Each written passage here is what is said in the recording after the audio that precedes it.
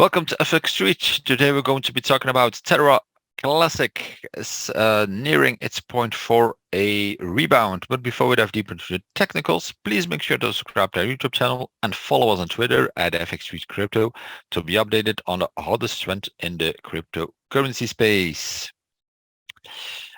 As mentioned just now, Terra Classic set up for a rebound because okay, you would maybe not see it on the chart. It looked quite negative, but all in all, first of all, let me point out something, and that is the fact that this area here.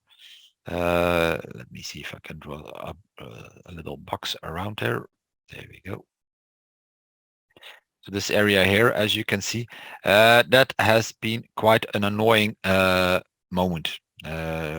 Reason why, as you see in this box, that you'll notice that there are quite a few open spots and very irrational price action from time to time, and that comes when this is quite a technical term. That's when the market is broken, actually, so that you get wide ask prices and bid prices, so demand and offer is very far off one another, and then you get this sort of positive open here, then it opens up even more higher, but then directly price shoots to the downside and is negative for the day, for example. In this case it shot up, but then it went closed down anyway, and then you get this sort of gaps that still need to be filled. So keep that in mind if you are trading into the next coming weeks, and we should be able to get up there.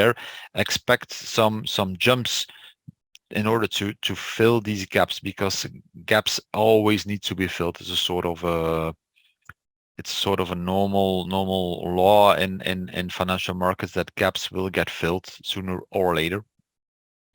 But back to the elements of today. So Terra Classic, a bit of the downbeat still, although most cryptocurrencies were able to rally higher on the back of US equities higher. So, but Terra, a bit dented, of course, because of the negative sentiment that it holds from the implosion it had with the stable coins and everything, and in the front of this before the summer, and now FTX is just simply opening up old wounds, and that's the reason why Terra Classic is a bit battered as well. But nearing its turning point with the monthly S2 here, and then this red descending trend line, which has been held quite nicely. So it would be good to see a test, maybe a small leg lower, and then we could see a bounce back up, and then the bounce back up. Where would that bring us? First of all, this high of the 30th of May here and the 1st of September, very crucial point. And then should we be able to back up there, then I would not be surprised to see that we could swing back to the monthly S1.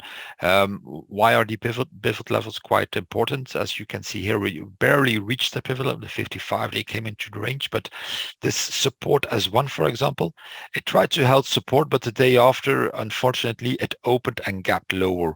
So that goes to show that this S1 had a lot of buyers being interested in order to continue it further upwards, but